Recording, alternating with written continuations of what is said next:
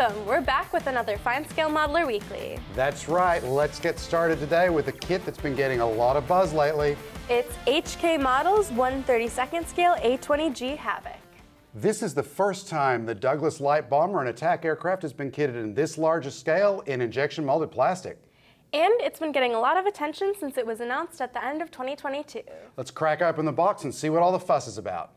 Airframe parts, such as the fuselage halves, are beautifully molded with panel lines and rivets, as well as subtle stressed skin effect.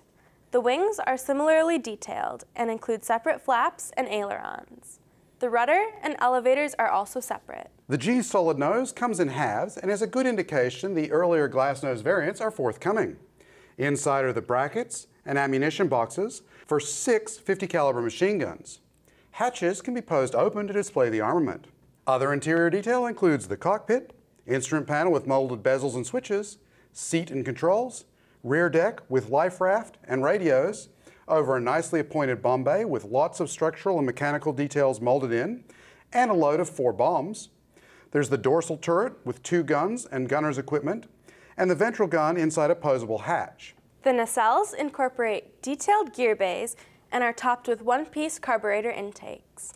Separate firewalls, key alignment of the detailed engines with individual pushrod covers, pushrods, and exhausts. The cowls are single parts, and optional parts allow the cooling flaps to be posed open or closed. The 2-part hubs align the individual blades. The landing gear features well-molded legs and struts, and the tires are shown weighted. Metal weights fitted for the nose should prevent the model being a table sitter. The clear parts have sharply defined frames, and the separate cockpit top can be posed open. Lights are also provided in clear plastic. Photo etch metal supplies harnesses, engine screens and splitters, and extra fuselage plating forward of the cockpit. Cartograph decals give markings for 3 versions of the same aircraft, serial number 439224 in U.S. service, as mislaid in full D-Day invasion stripes on June 20th, 1944, and with the upper stripes painted out after being deployed to France in October 1944, and renamed La France Libre in Paris, November 1944. Widely used by the Allies on virtually every front in World War II, the A-20 is a perpetually popular modeling subject. So having it in 1/32 scale is going to be a very welcome addition. Yeah, I know a lot of people are excited to get hold of this one. Tamiya has a long history of producing kits of Japanese-built military vehicles.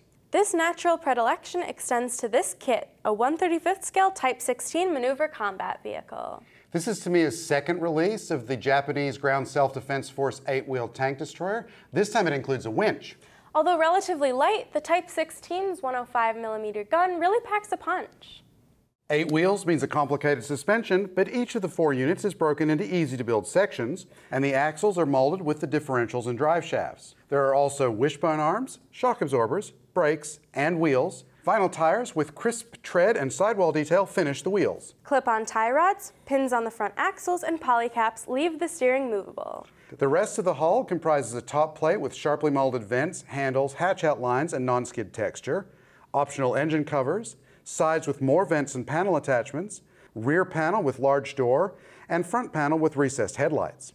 The driver's hatch is separate, but does not appear to be posable. Also separate are the tools and tow cable. The winch includes the pulleys for the rear and along the hull top to an eye at the front. Thread is applied for it. Along with handles and panel edges, non-skid texture marks the top of the turret. The rest builds from sides and a lower plate and a rear panel, to which is attached a bustle rack with integral air conditioning units. Photo etched metal parts, held in place with styrene keepers, add mesh to the basket. The main gun is mostly a single barrel with a separate muzzle and fume extractor. It fits into a bracket inside the 2-part mantlet and should be movable. Weapon optics, smoke grenade launchers, antenna bases, and a 50 caliber machine gun finish the turret. Hatches for the commander and loader are posable to fit figures provided. A standing crew member with a rifle is also included. Clear parts supply periscopes and lights, and there are masks to protect them during painting. Decals and diagrams supply markings for 2 camouflage Type 16s, one with, the other without the winch. I like wheeled armored vehicles, especially modern ones like this. It is pretty cool. Now check out Mike Sharf's review of the initial kit at the link in the description. Finally, let's take a quick look at an intriguing kit. It's Trumpeter's 1/35 scale M1070 dump truck. This one's a little odd because as far as I can tell, the military has never used a dump truck based on the M1070. Rather, it appears that a company has converted the M1070 into the heavy dump truck for the civilian market. Now, if anyone out there knows differently, drop us a line in the comments or email me at editor@finescale.com. I'd really love to know the truth. What you get is Trumpeter's nice M1070 with multi-part cab including separate doors and hood. This is a curbside, so the engine is represented by a plate, but there is a radiator, heavy frame with fuel tanks, suspension, drivetrain, wheels, and vinyl tires. The truck's bed has the bottom and detailed sides with wooden extensions and hydraulic equipment, front and tailgate, and more. Photo etch metal supplies details, and there are masks for the clear parts. Decals supply placards and markings for a single vehicle finished in NATO camouflage, which matches some photos online. Like we said at the outset, this is an interesting and unusual kit. And it would be really cool to build with civilian markings and lots of weathering. No kidding. Look for a review of the A20 at FineScale.com. The place to go to answer all your modeling questions. Yeah, we're constantly adding new how-to stories, show and reader galleries, and videos like this one and a whole lot more. And visit the Kalmbach Hobby Store for books like these from Osprey. FineScale Modeler Weekly is brought to you by Hobby Zone USA, your source for hobby storage solutions, hard-to-find hobby tools, and aftermarket modeling needs.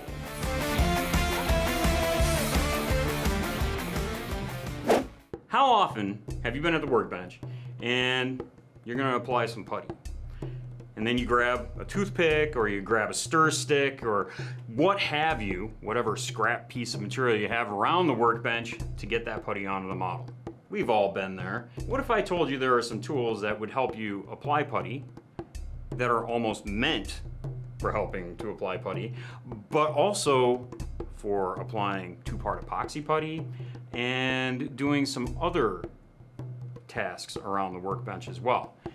Those tools are sculpting tools. Now, if you've never seen a sculpting tool, here's 5 of them right on my work mat here. You'll see that they come in a variety of shapes and sizes, and each of these things has a different function. Now, I'm gonna tell you up front, I know like basic names for these, but just like with knives, these tool shapes, they all have like numbers associated with them. And as far as I can tell, not every manufacturer's numbers matches the shape, even though a lot of different manufacturers, they create similarly shaped tools. So the numbers aren't consistent, and that doesn't really matter anyway. But some of the basic names.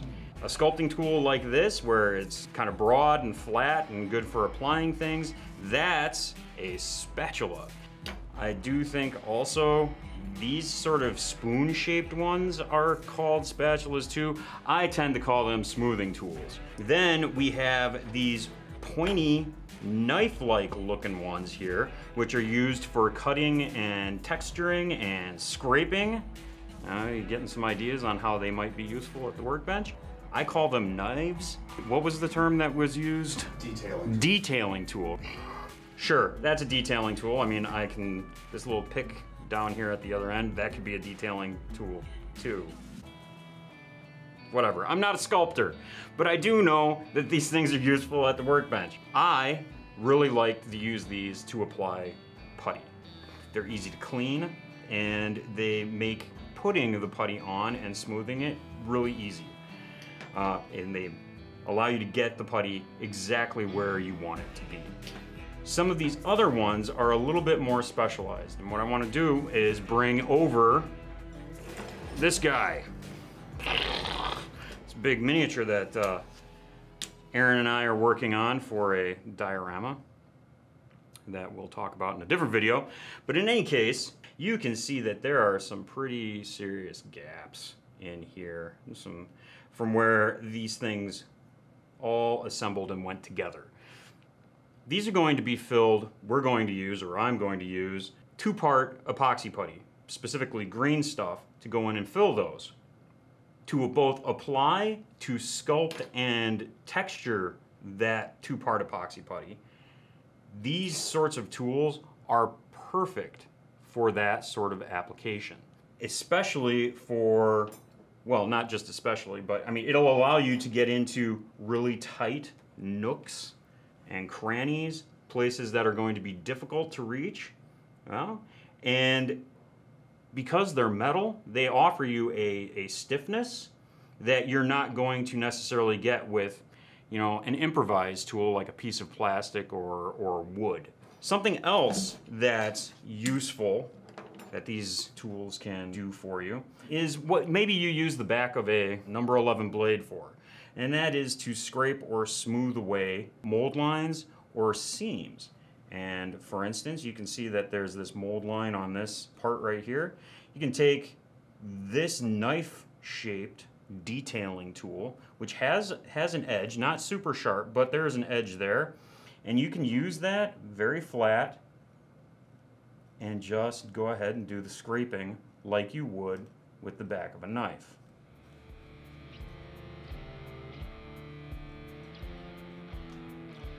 Obviously, in a short introduction like this, I'm not going to be able to go over all the things that you're going to be able to use sculpting tools for. Heck, I'm not a sculptor. We have contributors to FSM who do sculpting, and they use these tools and more to get the job done. I'm not that artistic. So my skills with these tools are actually quite basic. And while you don't necessarily need sculpting tools at the workbench, what I have found is that even with just a basic set, right? You don't have to have a set of 24 sculpting tools. With maybe just 3 or 4, a couple of the detailing tools, a smoothing tool, and a spatula, what you're gonna find is having it there. You're gonna come across, you're gonna need to do something with a model, and you're gonna be able to look up, reach over, and pick up that tool, and it's gonna be the perfect thing for the task at hand. So you know I like going to shows. I like going to shows. We all like going to shows. There you go. One of my favorites that we have been to several years in a row now is WonderFest in Louisville, Kentucky. Mm-hmm. WonderFest is all about science fiction and fantasy and horror modeling. So you're going to see spaceships, Pop culture stuff. Pop culture, superheroes. You're gonna see My Hero Academia. Exactly. You're gonna see Jaws. Dragon Ball Z. Yeah. And Star Wars and Star Gundam, Trek and yep. Space 1999 and You name whatever it. All that stuff. Right. It is all there to see beautiful models in the amazing contest, amazing model contest. So I was there, shot a bunch of pictures, also some video. Yes. And I know we've been showing a lot of videos from a lot of different shows, but that's what's great about this time of year is that there are shows, a lot of them going on, and while we can't make it to all of them, the ones that we do go to, we definitely want to share with you guys. So let's check out the video. Let's check out the video.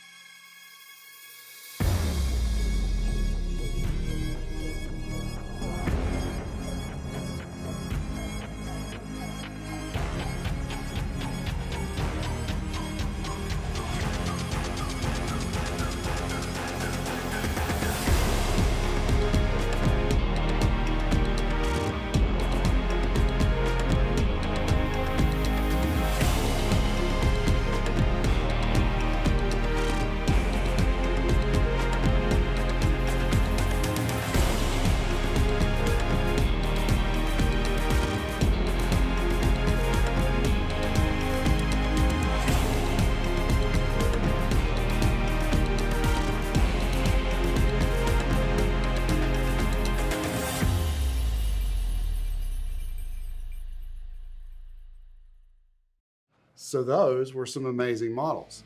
If you liked them, check out the gallery of the models that I shot at this show at the link in the description. I shot a whole bunch, oodles of models, oodles of really cool models. Oodles. Oodles. Who's the bobblehead now? Thanks for watching. We'll see you next week. Bye. And let's get started. Glass nose variants are fourth. Pan self. This is Tamiya's. Oh no! Crisp tread.